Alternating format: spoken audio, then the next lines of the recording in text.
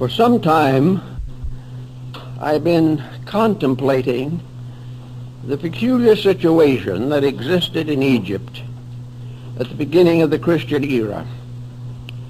The city of Alexandria had become the great center of learning for the entire Western civilization. Alexandria had been founded at the time of Alexander the Great and was under the domination of the Greek pharaohs, the Ptolemies. And this domination continued until the death of Cleopatra, and then Rome took over. But the tremendous interest in Alexandria developed around the almost incomparable amassment of knowledge that was assembled there. Practically every field of human research was developed, unfolded, and progressed within the Alexandrian atmosphere. Alexandria was a city on the caravan routes. East and West mingled there. The Oriental doctrines and the Greco-Latin doctrines mingled together in a very strange confusion. After the rise of Christianity, both the Christian faith and Judaism had strong holdings in Alexandria. And it is safe to say that the composite there was made up of at least a dozen or 20 of the great religions and philosophies of antiquity. It was an amazing and unique center of learning. There was one other important factor in the Alexandrian complex, and that was the great structure of libraries. The Alexandrian libraries were the most famous in antiquity and probably the largest ever assembled in ancient times. The Serapeum and the Brachium contained together over 1 million manuscripts, tablets, and papyri containing the wisdom of the ancient world. When these libraries were ruthlessly destroyed, humanity was deprived of perhaps more knowledge than we will ever realize or appreciate. The destruction of these libraries also closed off our knowledge of the source of Alexandrian wisdom.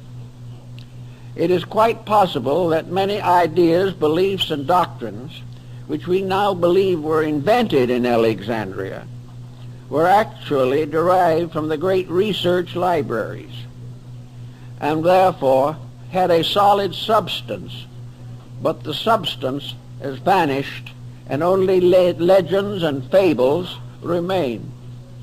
It is interesting, for example, to realize that the first and major interpreter of the fables of Aesop lived in Alexandria. Also, we learn that from Hero, one of the custodians of knowledge in that time, the Alexandrians invented the first slot machine.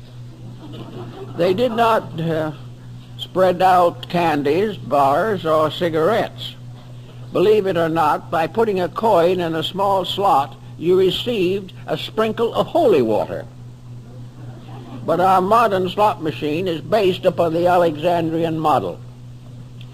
Everywhere we find them, in herbalism, in medicine, in philosophy, in art, literature, poetry. These mysterious people that occupied this great Egyptian area were almost universally learned. We know, for example, that the entire structure of Hermetic thinking and the story of Hermes Trismegistus arose in Alexandria. And we also know that the Alexandrians must have had a considerable sense of prophecy. It was there also that the Sibylline books developed that prophesied the future of the world. It was Ptolemy of Alexandria that gave the world astronomy and very largely contributed to the rise of astrology. There were zoological gardens, there were ponds for fish, there were reserves to protect animals. There was just about anything and everything you can think of.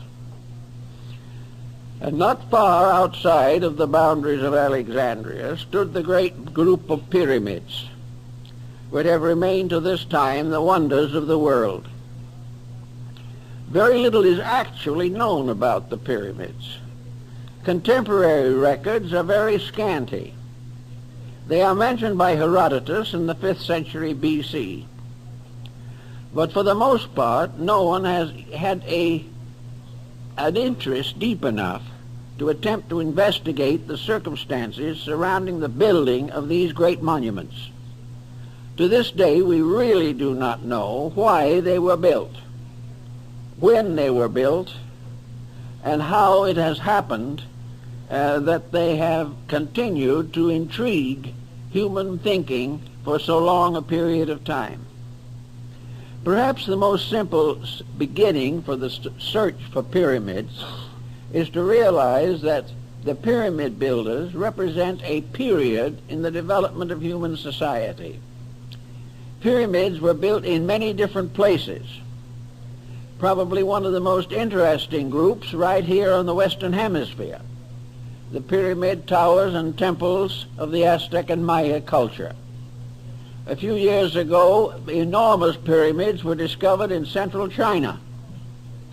And we know that the ziggurats of Babylon and Chaldea were all part of this great pyramid building scheme of things. The shape of the pyramid changed considerably in the course of time. In the beginning, it was a mound, and the very earliest examples still had the mound form, and these are still found in the great monuments in Java, the Borobudur, which is probably one of the most powerful and fascinating religious monuments now surviving, the Shui Dagon in Rangoon, the great cities of the Khmer culture of Indochina, Cambodia, and Laos. All of these have pyramid structures peculiar to them. Pyramids appear, foreshortened or otherwise, also in graphic art, and among the mandalas of Tibet, Mongolia, Bhutan, Korea, China, and Japan, the pyramid design occurs frequently and represents a basis of a great meditation picture. This has led some scholars to assume that the pyramids were meditation symbols, that they were created for the purpose of reminding the individual that there was a mysterious reality underlying all the temporal and changeable patterns of mankind. In the Asclepian dialogue, Hermes describes the fact that in a sense these buildings were memorials to the divine power. They bore witness to those times and those thoughts when the gods walked with men. They became part of a traditional heritage, and if we study Neoplatonism, we will come to the conclusion that the gods who walked with men were actually the gods in men, that it was a divine level of insight which resulted in the great architectural feedback which we know as the pyramids. Actually, the circumstances around them challenge our imagination. We know that whoever built the Great Pyramid of Giza was well acquainted with astronomy, that he had a very complete knowledge of the solar system and all of the wonders of the cosmic plan as revealed through the bodies and objects moving in the heavens. He knew the distances between the Earth and the other planets of the solar system. He knew the precession of the equinoxes. He realized the importance of the star groups. He already knew the decans and dodecanates of the zodiac. These things just do not fit into the general concept that we have of the state of the world when the pyramid was presumed to have been built. The only possible answer is, on this level, that at the time the pyramid builders labored, they had a knowledge among themselves that had not been distributed to the people. Even the rulers did not possess this knowledge. And that there was a cult or sect of architects and artificers, the builders of monuments, who knew the proportions and mathematics and had deeply imbibed from the wisdom of Pythagoras and Euclid. But even this isn't a complete explanation, for it is almost impossible to determine how this tremendous job was done.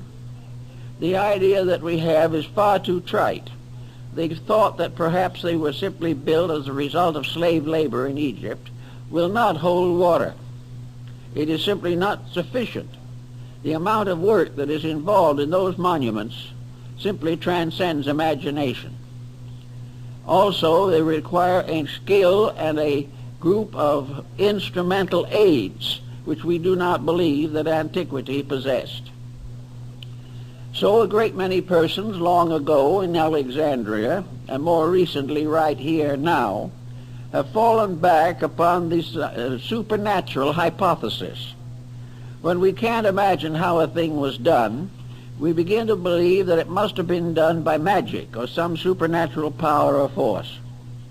The Chinese have long believed that their Great Wall was built by the gods. They did not believe that any human being could build it. And it is only natural when we come into the presence of something that transcends our own abilities that we begin to wonder whether some strange esoteric means was involved, as in the case of the statues on Easter Island and many other such unsolved mysteries of antiquity. To fall back upon this supernatural theory is comforting to a degree, but it can lead us into serious complications, because we know that the Egyptians and other nations of that period were esotericists. We know that they had a knowledge of natural law far ahead of their time, and they had a responsibility for the use of natural law far ahead of our time. These people had a deep appreciation for the immensity and integrity of the universal plan. They had already discovered thousands of years ago that you cannot break natural law without suffering. They had never developed that strange type of egotism which impels us often to assume that God is depending upon us to take care of his purposes and plans. They did not think this. They realized or believed that they were the servants of an infinite reality. Now, in the development of Neo-Alexandrian mysticism, we have an interesting point that is brought out by Plotinus and Proclus, namely that mysticism, which is an internalization of faculties and which releases certain esoteric forces within the person, very often, in fact almost always, also gives rise to a less fortunate situation, and that is psychic phenomena. The mystic is more inclined than anyone else to believe in the psychic factors of life. And because these are inconstant, and because most of them arise within the imagination of individuals, psychism leads to difficulties, even while mysticism leads to spiritual attainment. They are not the same thing. The pyramid, as it stands today, there is, of course, the largest and most important of several groups of similar buildings scattered around through Egypt and other parts of North Africa. For all intent and purposes, we are told that at the year 820 A.D., the Caliph al-Ma'mun of Baghdad brought a large number of workmen to Egypt to explore the Great Pyramid.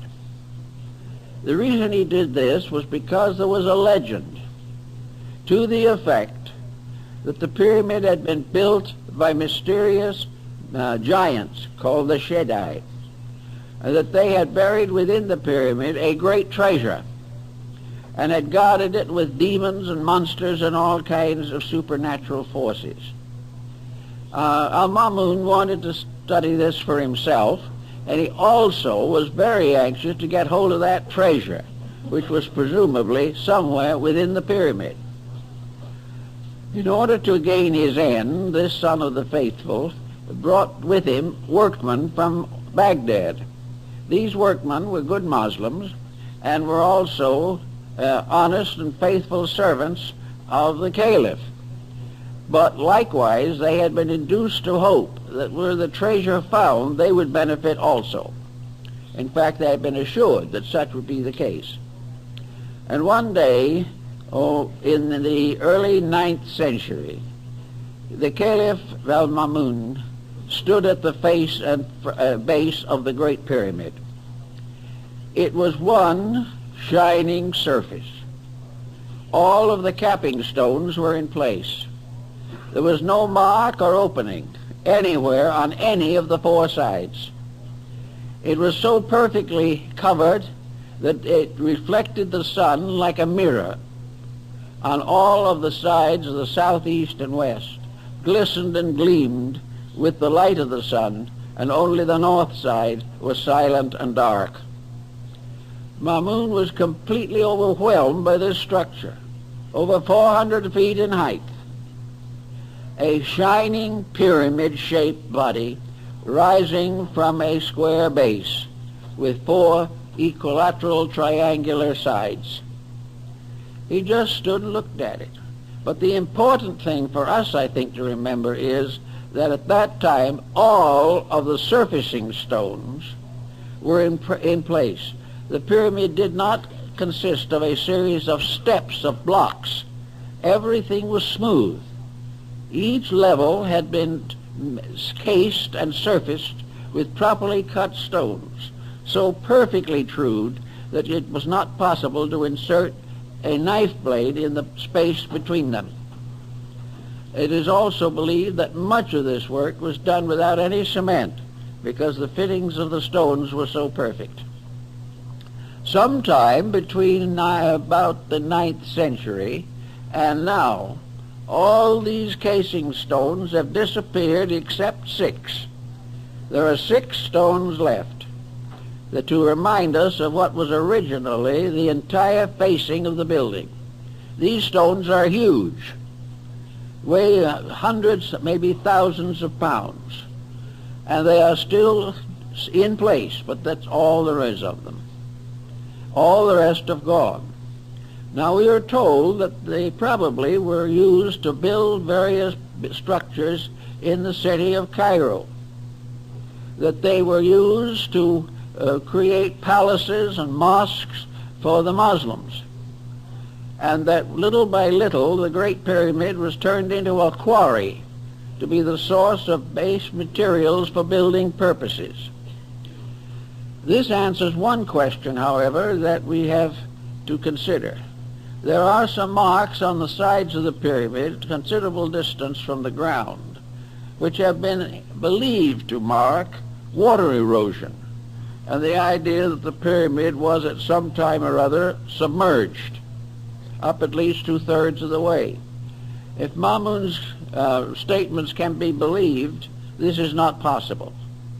Also, it is more likely that these markings, these marks that look like water erosions, are actually sand erosions that were the result of sand blowing against the walls after the capping stones and facing stones had been removed. So the probabilities of the so-called antediluvian date remains speculative. We do not know.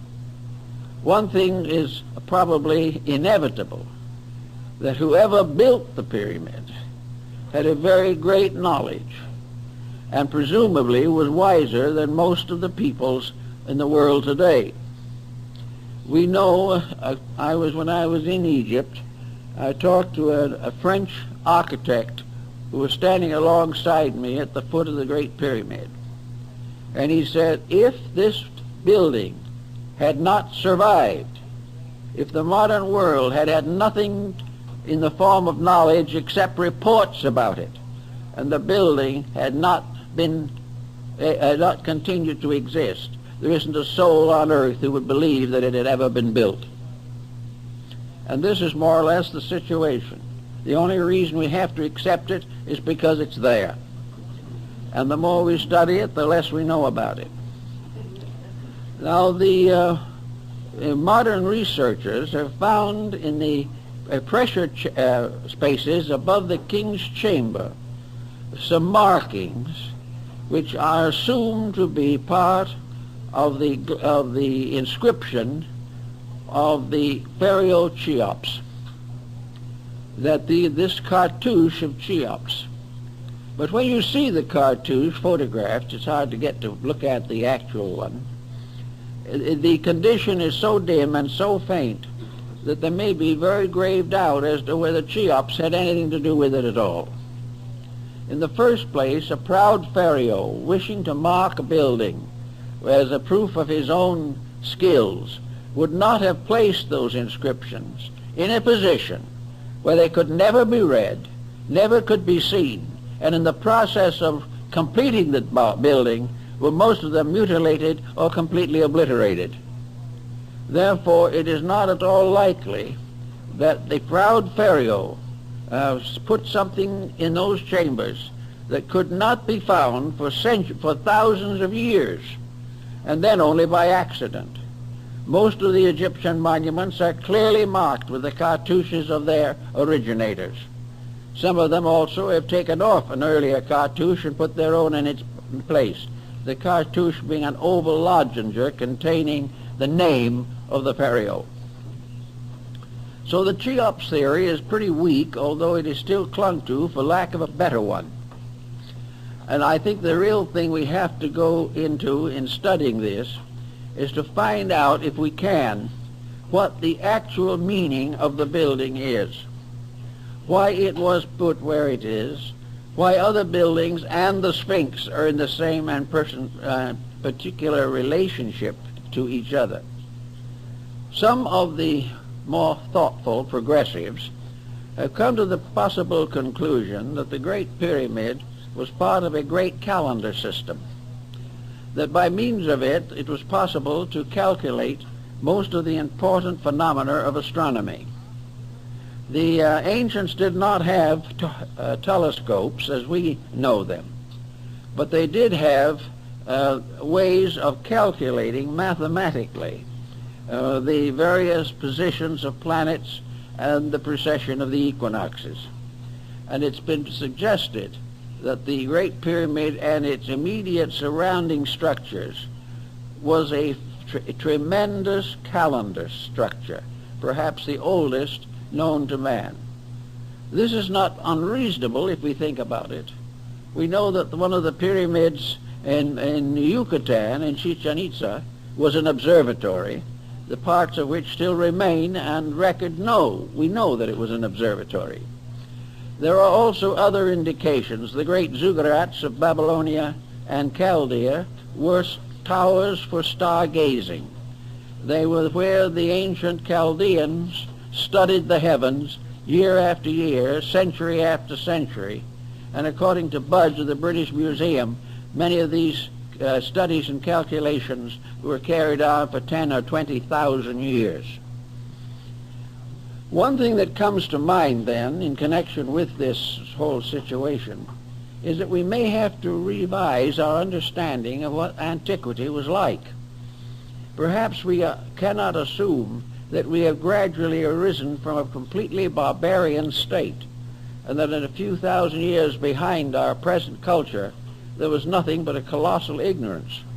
This concept will not hold. Somewhere along the way there were tremendous minds, a great body of knowledge that was capable of planning and executing unbelievable works of skill, beauty, and wisdom. The Egyptians themselves were of the opinion that at a remote time the gods had been with men, that deities and divine powers walked the earth. Now, this again may be regarded as symbolical. Perhaps what they were trying to tell us is that in a remote time long ago, the human being was naturally mystical, naturally had the power of extrasensory perception, naturally could communicate or understand, estimate, or react to the divine principles upon which the universe was based. That the gods walking with men merely meant that the God power in man was not obscured as it is now. That gradually over a course of time, the material world has taken over. The ancient peoples had a very simple physical existence comparatively. There was no problem of population, no intensive competition in trade, and wars were comparatively limited to a few swashbuckling militarists. The people in general lived a very quiet and a natural life, completely dependent upon their insights into universal laws. Just as the American Indian, without any assistance from the outside, not only developed a profound mysticism, but evolved from within himself practically every law, rule, and principle necessary to the government of his affairs. The Great League of the Iroquois was probably one of the most important movements of international peace that the world ever knew. And yet it was developed and perfected by Indians sitting under trees, wrapped in skins of animals and with feathers in their hair. And yet these people, intuitively and internally, had a tremendous depth of insight. This depth of insight has been lost as the result of the individual being subjected to continual external conditioning. He is taught from childhood not to think for himself, not to search within himself for the answers to his problems, but to read them out of books and have them conferred upon him by physical educational processes. As a result of that, he has lost the power of direct contact with realities. His new philosophy, if you could call it such, is built entirely upon the opinions of his contemporaries and the interpretations by these contemporaries of earlier documents and beliefs. If we assume that the individual was a source of almost complete knowledge, that he had the skills and the abilities to intuit nearly everything necessary to his own survival, it is then quite probable that we are gradually going to learn that the leaders of this intuitive procedure were parts of a great sacerdotal group. You might be willing to call them the mysterious sages, the wise men of ancient times, the first ones of the earth who knew, and the giants of mind and thought who were upon the earth in those days. In any event, however, there was undoubtedly a tradition that descended into Egypt from a still earlier source, a tradition based upon an internal development of spiritual resources, a development which went back perhaps to India or to one of the ancient civilizations that have now vanished away. But by 4,000 or 5,000 or even 10,000 BC, there was a great knowledge in the hands or in the keeping of a few persons. And these few persons more or less set up the system of mysteries which operated in Egypt, Greece, and the Roman Empire. Now in this also, I think it is very important to bear in mind that the initiate system, which was the prevailing system in Egypt at that time, was based upon one tremendous point, a point which we have lost, a point which we have never really attempted to restore, but about which we have given considerable thought and consideration. The purposes of the mysteries, according to such initiates as Plotinus, Proclus, Iamblichus, Ammonius Saccas, and others, was very simple, that the individual should learn factually, truly, beyond question, beyond doubt, through personal experience, that death is an illusion. that immortality is the summit of man's problem, that the ancients not only believed in it, but kept this belief in secret, but developed a science by means of which they could communicate the fact and example and circumstance of death directly to another person. In other words, the initiates of the mysteries, according to the old concepts, were persons who had lived, died, and been born again in this world. In order to accomplish this, there was an elaborate ritual system, because upon the concept of immortality was built the entire problem of an enduring material culture in this world. If immortality was demonstrable, beyond question, not the result of communication, not because certain famous person had believed it, not because we wanted to believe it, or because it was written in sacred books, or anything of that nature, but because the individual who believed it had died, passed through the experience, and come back to life. This was the burden of the mystery system, was to prove conclusively that death was not the end of anything. Cicero marks this in his discussion of his relationships with life. Marcus Aurelius refers to it. But he refers to it, as they all did, as something known, not something believed. Something that could not be denied because it had been an actual experience in the life of the believer. Thus, in the mystery system, in the Egyptian, which we are interested in the moment particularly, the Book of the Dead, which is a misnomer, part of the same type of misnomer that afflicts us in many other ways. The Book of the Dead, so called, the Egyptian name for which was not the Book of the Dead, but the Book of the Coming Forth by Day and of the Opening of the Mouth. This was the famous name in ancient times for such great papyri as are in the Museum of the British Museum, of the Papyrus of Ani and the Papyrus of Hanufa. These were great examples of the dead coming back to life through the mysteries. Therefore, the ancient philosophy of life was built upon an eternality of life. It was built upon the fact that the individual was for everlastingness, that he would go on. There was no end to him. There was no one converting people to this. There was no one preaching it or teaching it. In the mysteries, the candidate went through it himself as an actual fact.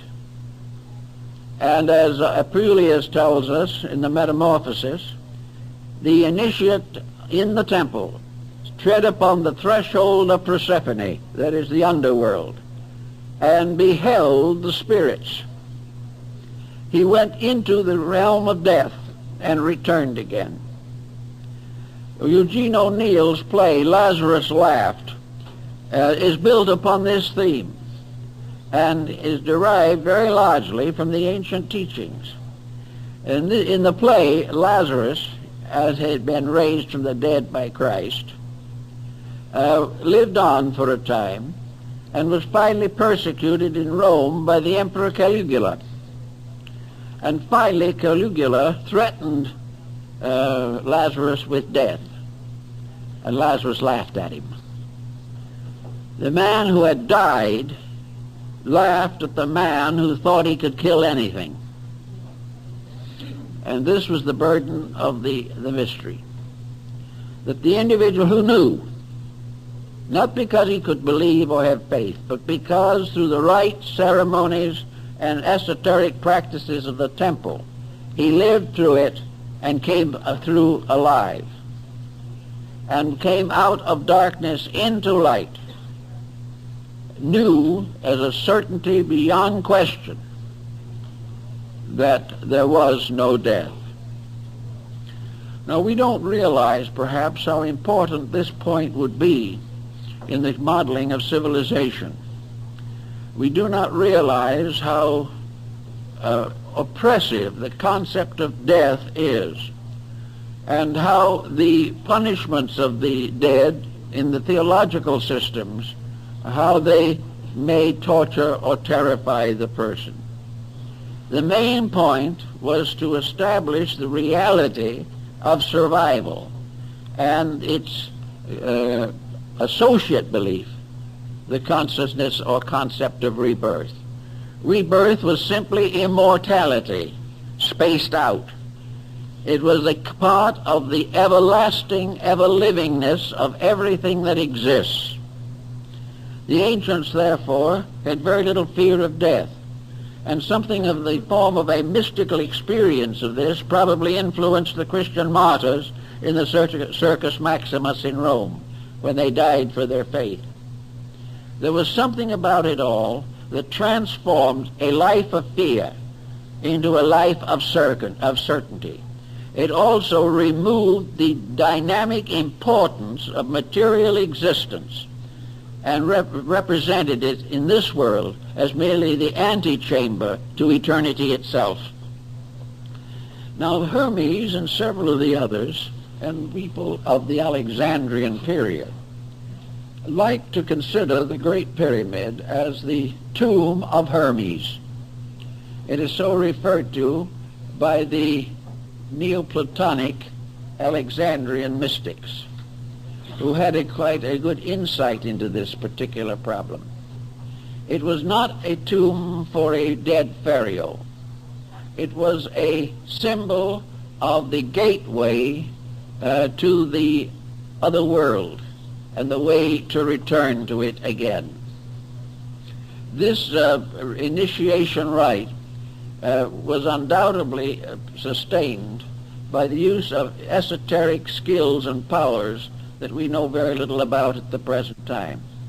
But it was believed that it was the tomb of wisdom, the house of the hidden places, the mysterious structure, which in a sense was a monument to eternity, standing upon the earth, pointing upward with a continuing point, so that everything below verged toward the top. And it was like a finger reaching up into immortality. The word pyramid itself is derived from pyr, meaning fire. Therefore the building was flame-shaped. And in the times when the stones were all in place, it glistened like a glowing flame with its mysterious point upward. Also, it was a marker. In the Bible, it is probably the monument that was set up in Egypt, according to the Old Testament. In any event, the Neoplatonists and those of that period thought of it, likened it to a house of the second birth, the house where the individual who was born first into this world learned the mystery of it.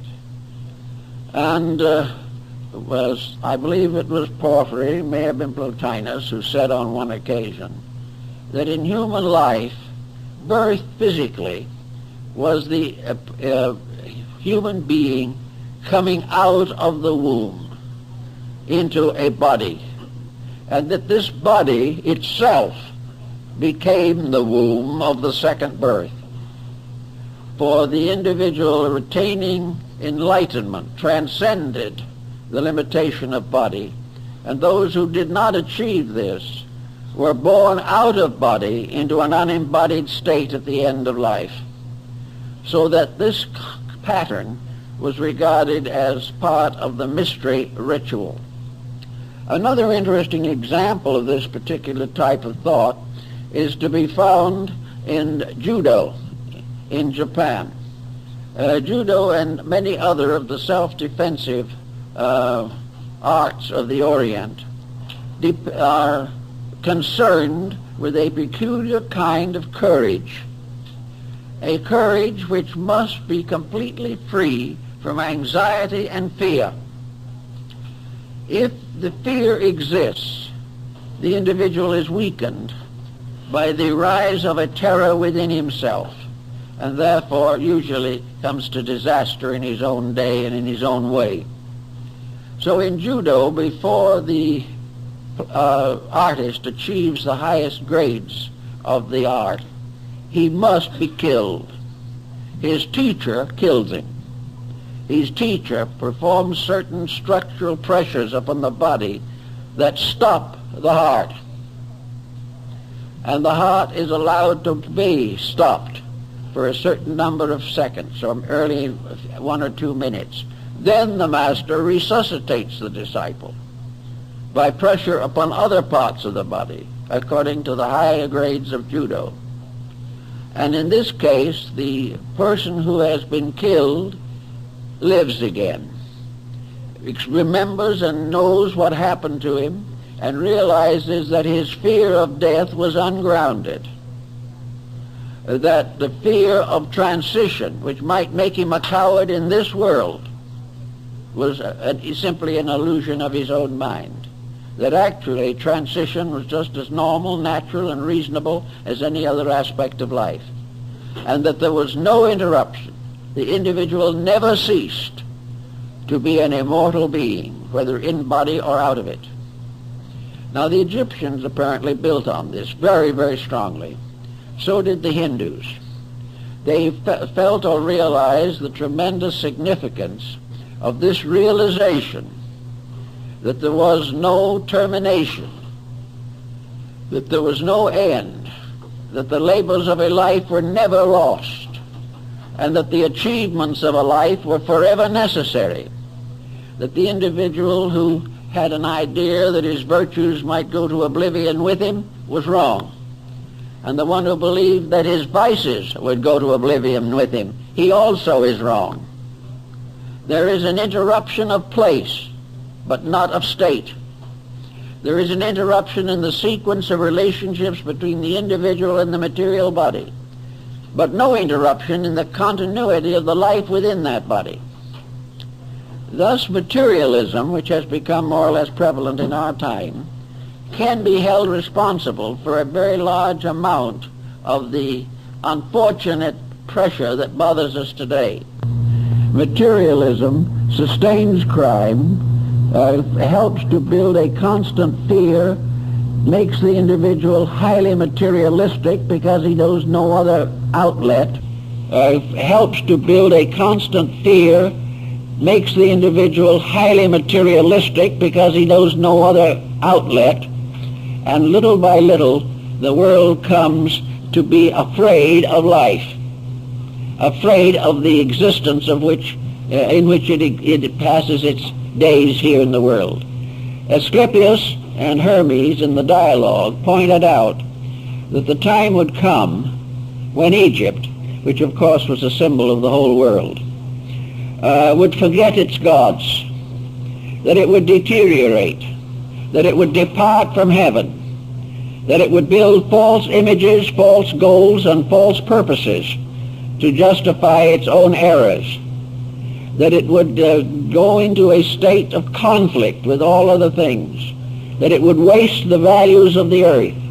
He points out definitely that the earth would be impoverished, the soil would be impoverished, that the humanity living would have no conception of its responsibilities, but would live for pleasure and profit alone. And as this happened, gradually the planet would become a desert, that everything that was useful would no longer be able to function or manifest itself. But that in spite of this, that something inside of the human being could not die. This eternal life that was recognized in the great mystery system went on. And also in the course of time, the life within the individual would revolt against the misconduct of his mind, emotions, and body. And when the great tragedy revealed itself to be the result of human selfishness, cupidity, and ignorance, the humanity would then go back to the gods, go back to the divine principle within himself, and create a new world emerging out of his own repentance, out of his own realization of his mistake, out of his own fear, perhaps, of the final destruction of himself and everything that exists. But nothing will be destroyed. It is all part of the illusion. It is an illusion which continues until the human being makes peace with universal law. When the human being accepts the governorship of the great values of life, he is then no longer subject to the infirmities of the flesh. If you look at the various sacred buildings of the world, you will notice that nearly all of them are symbols of aspiration and ascent. And for this we have to go back to the very primitive form of astronomy. The ancient astronomy divided existence into three levels, the lowest being the planes of elements, the second level being the planes of planets, and the third and higher level, the plane of the zodiac or the fixed stars.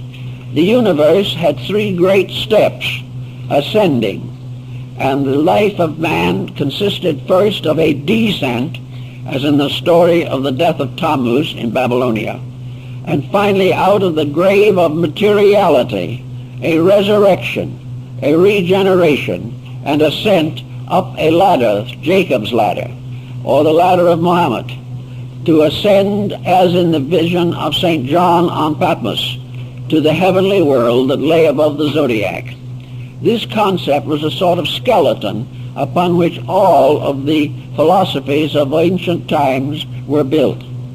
And the simplest way of presenting this situation was by the mound, or the pyramid, which incidentally could be a tomb, because it would then become a witness to the fact that the being in the tomb was not really dead. The tomb became then a symbol of belief in the resurrection. It was a monument to prove that it was over the body only, and that the soul, mind, and spirit had ascended into a better world. This ascent was represented in India by the use of a cube and a pyramid. The pyramid was placed on the cube to represent the union of the material quaternary and the spiritual triad. It was an ascending problem. All through the present Buddhist world, graves are in the form of little stupas or pagodas with 5 levels to represent the ascent of life, and the headstone became a ladder to lead to the higher worlds and to bear witness to the fact that the person buried there knew his own immortality and would go on to freedom and liberation. The enlightened person was always represented by a grave marker, which was the symbol of immortality and not the symbol of death.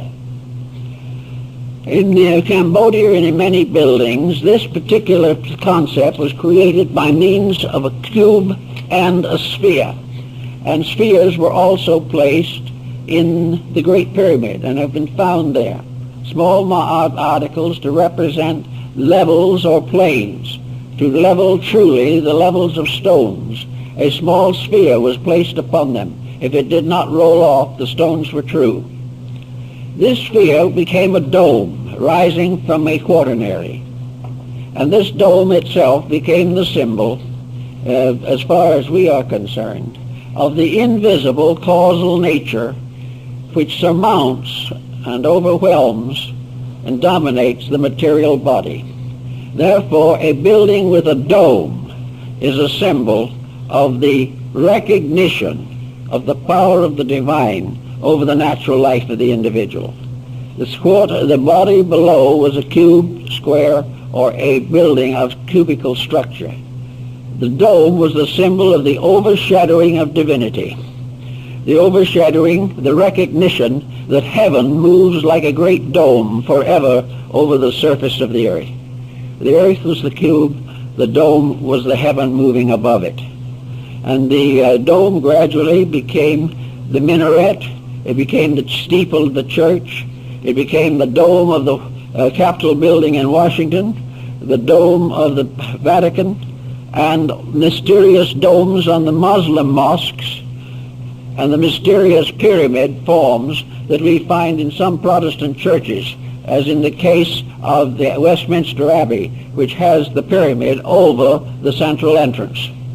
All of these together represent the survival of a language that had to do with the human realization of his own nature. The pyramid stood upon the earth. It represented a flame ascending. It was a radiant structure that had been built in ancient times, but it was always pointing upward. It was always impelling the individual to follow an ascending line and look up to the stars. At various seasons of the year, by looking up, the beholder gazed upon the constellations, the figures, and the mysterious language written upon the wall of heaven. 𝗧𝗏𝗃𝗃, who was the secretary of Cardinal Richelieu, wrote a book in which he showed that the star groups were in the form of consonant letters of the Chaldaic alphabet that later became the ancient Hebrew. These constellational patterns were consonants. The planets moving through them were vowels. And by studying this proposition, the handwriting on the wall of heaven could be read. It's an interesting theory and has been given some attention, but not too much in recent times. But we have the great dome of heaven moving upon the earth. We also have the pyramid as the house of a mysterious elevation, the four square of the base, from which rises the pyramidal form, consisting of 4 triangles, each with 3 sides, which make 12 lines or 12 angles, which represent the zodiac. The building was oriented to the 11th decimal point and was probably perfect at one time, but there is damage to one wall of it as a result of an earthquake. I never was quite strong enough and physical enough to climb the outside of the pyramid. Very few people are. It is really an arduous job. You have to have about 4 daggermen or natives to help you. 2 would go in front, scrambled up one of the blocks, which is about 4 feet, and pull. The other 2 are behind and push, and you are gradually elevated level by level over the hundreds of levels that lead to the top. This is a little too much for the average person, especially in the desert where the temperature is apt to be well over 100. But I did go through all of the interior rooms, the king's chamber and the queen's chamber, and as far as we could get in the grand passageways leading downward. One thing was very evident, and has been discovered, and that is that the inside of the pyramid, the temperature, is the mean temperature of the earth. For the average person, it is colder than Christmas. It is a constant chill, and it is a dead chill. There is no modifying circumstance. And many persons who come out of the pyramid into the heat of the sun have very serious colds and occasionally pneumonia. But this peculiar deadness inside was probably put there or achieved for a purpose. It was probably in this deadness that the transcendent or suspension of life in the ceremony of the coming forth by day was performed. The individual was in the tomb. He was attended by the priests. He was dead. And like the prodigal son, whose father said, "My son was dead, but he is alive again," humanity was the prodigal son. There were 2 ways of growing in this world. One was to grow slowly by cause and effect and by the labors of living. The world itself became a great temple in which initiation took place over a period of hundreds of lives. But to the ancients there was a wise man's way, and this wise man's way was to pass through by conscious intent and by purification the mystery of the whole cycle in one embodiment. Now one might say this would be the simple way, and I know a lot of metaphysicians at the present time who can hardly wait for that one embodiment that's going to do it all. But most of them have forgotten something, namely that this one embodiment means that everything accomplished in hundreds of lives must be accomplished in that one embodiment. It's not just a shortcut. It is a gathering up and intensifying the process of human regeneration. It means that the person must attain to a state by discipline, by dedication, and in accordance with universal law that qualifies him to receive this very important ritual. And after he has received the ritual, after he has had the experience, he is not released from responsibility, but brought into the presence of a greater responsibility. Having become, as Apuleius points out, a citizen of two worlds, the individual must act accordingly. He also learns from certain experiences along the way what he can't do and what he can do. He learns, for example, that if he is interested in primarily in his own security, he has already failed. It is not a case of where he is doing this to become nobler, more enlightened, more successful than other people. He is doing it for one purpose only, that he can be a better servant of the infinite. The ritual produces dedicated disciples of wisdom, not satisfied people who sit back and try to nurse their own intelligence. It is a case in which every step carries with it a heavy burden of duty, and that the final achievement requires the complete abnegation of personal self-interest, a complete overcoming of the problems of egoism and egotism. Otherwise, all is lost. Furthermore, there can be no backsliding, because the individual must reach a state of certainty before this enlightenment is given that makes it utterly and completely impossible to backslide. He cannot get it and then fail and turn from it. If he turns from it, it means he never had it. If he fails, he fails himself. He cannot fail the infinite. So that the rituals of the initiations of those times were very, very severe. There is an account that Thomas Taylor is said to have found in the records of the British Museum, although no proof is available of it. It is interesting, at least.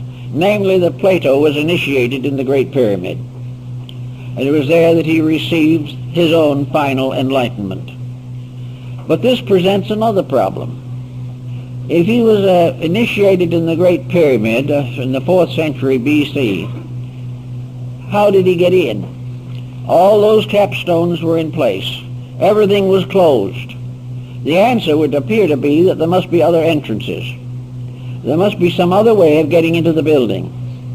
When Mamun, the Caliph of Baghdad, was fuddling with the pyramid, trying to get into it, it occurred to him that his native followers would probably be pretty unhappy and might very well turn against him when they found there were no treasures in there to reward them for their effort, because when they got in there, the building was empty. There was no mummy, there was no body of a previous pharaoh, although the walls had not been disturbed. And that makes it seem very unlikely that it was a tomb, primarily. But one of his natives, one of Mamun's natives, while fussing around in the excavation, suddenly disappeared, and later appeared out in the desert half mad. This seems to suggest that there was some way in or out of the building. The wall or cliff upon which the pyramid was built has been carefully studied. There is no openings that have been found. The Sphinx has been pierced with rods throughout its entire body, but no openings have been found within it. And it, of course, the Sphinx was a living outcropping of rock. It was not built. The only thing that was built were the front paws. In other words, if it was true, did the initiation ceremony take place when the person was voluntarily out of the physical body? The ancient priests were able to function out of the body. This there can be no reasonable doubt. And it is also mentioned in a number of early Christian reports. Namely, that it was that it was possible for the invisible bodies of the individual to be separated from the visible without a loss of consciousness or a loss of intelligence, and that the invisible body could travel to distant places and could have various experiences. And many people believe this is a comparatively common happening in sleep, that the individual is not actually asleep spiritually, only physically, and that the superphysical vehicles are just as busy while he's asleep as when he is awake. But regardless of this particular point, it is possible that the initiations of the pyramid were given while the candidate was out of the physical body. If so, then there would be no problem of the difficulty of getting into the building. The superphysical vehicles could go through very easily. Another problem that arises in connection with the pyramid project is something that is coming along now, namely that the pyramid was some kind of a vibratory structure, radiating energy and having some strange virtue in itself, and that meditation upon the pyramidal shape produces certain changes in the human consciousness. The particular shape, angle, and tip of the pyramid, its proportions and so forth, having very definite significance. Now this point is not original now. It is referred to in very ancient times, for it was believed and taught that in Egypt, it is earlier than Pythagoras of Samos, that is the 6th century BC, the Egyptians represented their deities by symmetrical geometric solids, and that in the temples, the 5 perfect solids were used to represent the principal deities, that each of them with a different shape, a different proportion, and a different arrangement represented one of the deities, and that, most important of all, the contemplation of these forms had meaning, that the contemplation of the symmetric solids could heal disease, could expand consciousness, could relieve the mind of distress, and could calm the emotions. Each of these forms then was, in a sense, therapeutic, because perfect harmony is always therapeutic. If music as harmony can improve health, then we may say that the harmonic solids are a form of music captured in material like metal, stone, or crystals, and have the same effect as music, color, or any other therapeutic factor. Form and shape exercise a spiritual authority over the individual. Now this was known to the Chinese, or at least believed by them, and we find traces of this in the I Ching. Most of all, however, we find in the Orient that painting and scenery, beautiful symbolic designs, mandalas, were particularly important in releasing the individual from the negative moods of life, that he was able to contemplate more fully, and by relaxing could take harmony into himself. One of the problems we face today is the constant pressure of inharmony. We live in a world in which very little is the way we wish it was. We are all constantly under the pressure of worry, anxiety, fear, despondency, irritation, aggravation. These things press in upon us all the time. We are also afflicted by the very appearance of our civilization. There is nothing more depressing than the average city, and there are very few things much more depressing than the average house, because people simply have not the insight or the understanding to build structures suitable to the release of their own consciousness. The individual concerned only with physical comfort may live in an environment which makes his spiritual nature completely uncomfortable. Also, public buildings now no longer have their foundation in the Dionysian artificers of old, who built buildings according to the laws of the gods and the geometry of nature. Today we build them largely to look like blocks of ice, because that is the cheapest way to put them together. They cost millions as it is, but they have nothing. There is no warmth, there is no real beauty, But finally, the average individual tries to put his own concept of beauty into them and looks at one of these atrocities and says it's wonderful. Simply because he has become accustomed to something that was not right, until he finally accepts deformity as normalcy. This type of thing the ancients didn't believe in. And probably the most perfect structure that antiquity knew was the pyramid. The pyramid had several advantages. First of all, it was simple. It had no details. It had no structural peculiarities that would distort or clutter up the fine mathematical proportion. It was a perfect example of geometry. It was in all its parts balanced, orderly, methodical. It was exactly what it appeared to be, and it was in all ways suitable for the sacred purpose for which it was intended. So this type of building had the simplicity of an almost archetypal reality. What most people do not realize is that ultimately the universe is very simple. It is man who complicates it. The universe is a simple process unfolding in its own way and has always been a direct unfoldment of principles. Man, however, has confused the issue completely.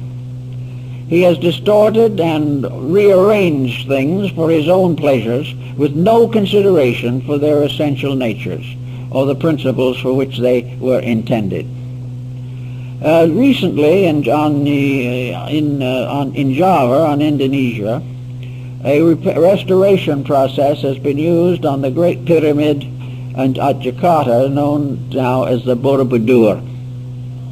This great Buddhist monument is another one of those mysteries. It is a pyramid. It is a perfect pyramid in a sense, but it represents a different philosophy of life. Therefore, it is presented with somewhat modified symbolism. Up to about 25, 30 years ago, this great monument, which is probably one of the largest religious structures on earth, was gradually fading away. The rock from which it was composed was weathering out of existence. The lack of adequate foundation was undermining its stability, and suddenly the world decided something should be done about it. So UNESCO started a program for the restoration of the Borobudur. And the job has been very, very well done at expense of many millions of dollars. But this great religious monument now stands as it was originally intended to stand. It is a pyramid that rises up through 7 levels, much like the ziggurat of Babylon and Chaldea. The upper or apex part of the pyramid of the Borobudur was a pagoda-like stupa or a reliquary with 2 rooms in it, which was empty. The restoration of it has never been able to find anything for that empty room. The building builds up to a symbol and then ceases. And this is the same thing that happens in the pyramid. The capstone of the pyramid is missing. The sacred relic that was supposed to be in the capstone or head of the Borobudur is also missing. So that all these things represent a certain unfinishedness, and it reminds us perhaps that in natural law and in the reactions within our own natures, everything that belongs to the material world is unfinished. Existence, mortal existence, is an unfinished business. And it takes place in an unfinished world and challenges everything that lives here with the restrictions of an unfinished realization of truth. Everything is growing, but nothing has completed its growth. Everything is getting better, but nothing in the mortal world has finally achieved the state of being best. Everything we try to do, everything we try to work with, science particularly, should have a complete understanding of the mystery of the missing capstone, because science is worrying over it right at the moment, but on a different level of thought. Everything that science discovers leads somewhere, but when it just about gets to the point where it looks as though it might tell us a great truth, it fades away. all visible things, if you trace them upward to their highest conditions, disappear. All of the intellectual achievements of the individual or of the great system of learning, this ascends from one level of genius to another, but the supreme genius has never been reached. The supreme answer to the problem of life has never been reached. All that we have for these particular conclusions is our own inward realization. So the formula is rather simple. We can build everything on the outside up to a point, but to complete it we must call entirely upon the inside. It is our own inner life that must perfect every structure that is formed in the material world. The answer to everything lies in ourselves. We can read books up to a certain point. We can use laboratory experiments up to a certain point. But somewhere along the line, as the alchemists learned, and they studied from the Alexandrian savants, these alchemists learned that the final ingredient of the transmutation was man himself, the internal part of his own nature. His own soul had to transform base metals into gold. Each individual soul must perfect the structure of his life, otherwise it will never be perfected. So to account for this, nearly every monument of importance in the world either has the top part missing or a bad scar in it, something imperfect, something that represents a flaw in the original purpose, because the completion of it must always depend upon the consciousness of the person beholding it. Otherwise, the secret cannot be perfected. Another interesting aspect of the pyramid problem has to do with the pattern of the Egyptian temple system. I think there's a good probability that somewhere there was some form of contact between the pyramid and one of the other temples of Egypt. This may have been, however, intentionally closed off at some time. This presents us with a very curious circumstance. The king's chamber in the pyramid, hidden within 200 feet of masonry in all directions, was originally ventilated. 2 air shafts went from the king's chamber in an upright diagonal motion to the surface of the pyramid. But when the capping stones and the casing stones were put in place, those air chambers, those air passageways were sealed off. In other words, they come to the surface but are now covered, or were covered originally, by the casing stones. There was no aperture. They were not ventilated, but they were originally intended for ventilation. The answer seems to be, therefore, that something in there had to be alive and had to have air, although there is no clue to what it might have been. Of course, the present openings have nothing to do with the ancient design of the pyramid. Why, for instance, would it be called the tomb of Hermes? What and who was Hermes? Hermes was the Greek form of the deity Mercury, and the Egyptian form of Mercury and Hermes was 𝗧𝗿, the god of the writing tablet. Hermes was a symbol of the universal mind, because it was said of him in his own day, whenever that was, because he is probably also a symbol invented by the Alexandrian esotericists. He is not known prior to the rise of Alexandria. What was that? He was the author of 10,000 books, and some of the old stories tell us that he was the author of every book that was ever written in the world. Well, the implication is pretty obvious, namely that he has to represent the power of mind, which is the author of all things. Therefore, Hermes is universal mind. He is the universal mind that may have been symbolically buried in the Great Pyramid, which is supposed to have been his tomb. Not a pharaoh, but the universal mind itself, which in turn might point out the idea of a universal symbolism, that the secret of the mind was built into the structure of the pyramid, and therefore the investigation of the pyramid could ultimately lead to the discovery of the nature of mind. In any event, however, Hermes, as the author of all the books in the world, became, in a sense at least, the symbol of the great esoteric schools. He became the scribe of the gods, the interpreter of heaven. He attended the psychostasia, or the weighing of the soul of the dead, in the great Egyptian mortuary papyri and paintings. And Budge and also Breasted of Chicago were perfectly aware that the Book of the Dead was a symbolic document, and that the symbolism of the death and resurrection of the soul in that book was based upon the rituals of the mysteries. Here we have a parallel, therefore, that we have to consider, namely that in the old papyri, the tomb of the deceased person was nearly always portrayed as a pyramid.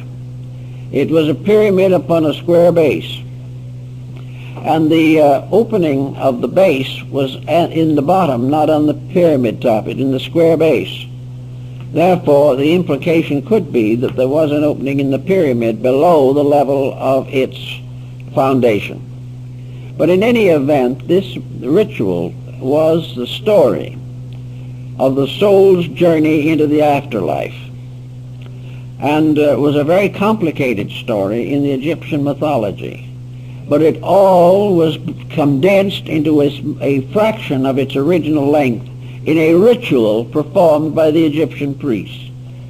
Breasted told me that he was perfectly aware that it was a ritual when he translated these papyri. And this ritual was the ritual of coming forth by day. Those who die the ordinary death go forth by night, according to the Egyptians, and they wander in a kind of darkness, of uncertainty. They wander through a universe that is benign, wonderful, loving, but like an infant, they have no memory or no conscious thought of where they're going. So those of that type who just simply die as they have lived, asleep as to reality, who have never improved themselves by any conscious effort, these are the little ones. They're not evil, they're not doomed for perdition, their mistakes will not prevent them from growing, but they are still unable to come forth by day, which means they cannot come forth consciously. They cannot come forth lighted by their own inner light. So they are the ones who must wait, or must go to the Amentet. The Amentet, or Elysian fields, being the paradise of Egypt. The soul of the Egyptian who died went on into the other world and did what he did here. There is the story, of course, of the moneylender who died in Egypt in the old days. He was a good man. He was honest in his money lending. He never cheated anybody. He was very sincere, but he had no knowledge of anything but money lending. So when he died, they gave him a table and some small change and told him to keep right on going. So he kept on borrowing and money. As a ghost, he lent money to spirits who did not exist except in himself, and received interest on them and lived very happily, enjoying the life he was familiar with. And this he would continue to do until he was brought back into embodiment. And then gradually, little by little, he would outgrow it. But there was no force in it, there was no evil in it, there was nothing terrible that was going to happen to him. He was going to be very happy because he was a good man. Virtue rewards with happiness in the afterlife. It may not result in illumination, because the average person who passes on will not be happy with illumination. He will be happy only with the things that are familiar to him. The way of life he has always known is what will make him happy. But after the initiation rites have been performed, the individual comes forth by day. He realizes his place in the plan. He realizes what is next for him. He realizes that going into this larger life is an opportunity to correct all failings of his own thinking. They will come closer and closer to the eternal truths, which are the source of his ultimate union with deity. So by coming forth by day, he comes consciously into the afterlife, fully equipped to face its mysteries, fully equipped to adjust to its circumstances, and already able, at least dimly, to perceive the face of the great God that hides behind the veil. And in Egypt, I think the Egyptians believed that the Great Pyramid was the symbol of the state of consciousness, the state of the internal life of the individual, which in perfect mathematical order and harmony comes forth out of the body in the light and is led by the master of the secret house into the presence of the great gods, where he receives the 𝗧𝗿𝗱𝗁, the symbol of everlasting life. Everlasting life is not the fact that we live forever, for we do that whether we know it or not.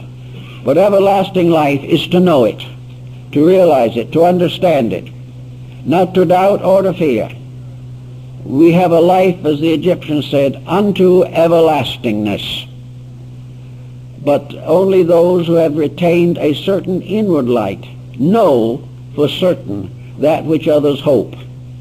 And as one of the Roman philosophers said, wisdom brings knowledge to those who have hoped, and brings perfect understanding to those who have lived in a certain optimism, but not certain of that which is to come.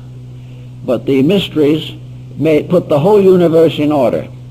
They put the individual in order. They made everything as it was and as it should be. And the pyramid, according to the Egyptians, was a testimony set up under the directions of deities and their architects and artisans, so that all men might know that forever and ever the great light, the great good, and the flame of aspiration would burn in man. And if as long as it burns in man, it will burn in the world. But if it goes out in man, it goes out forever.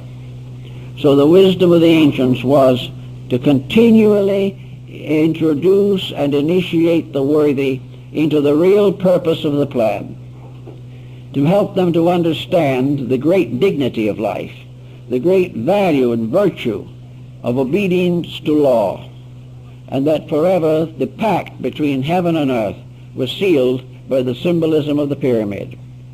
This is what the Alexandrians worked out and thought about it, and I think it comes rather close to the facts of the matter. Well, I guess that's all for today.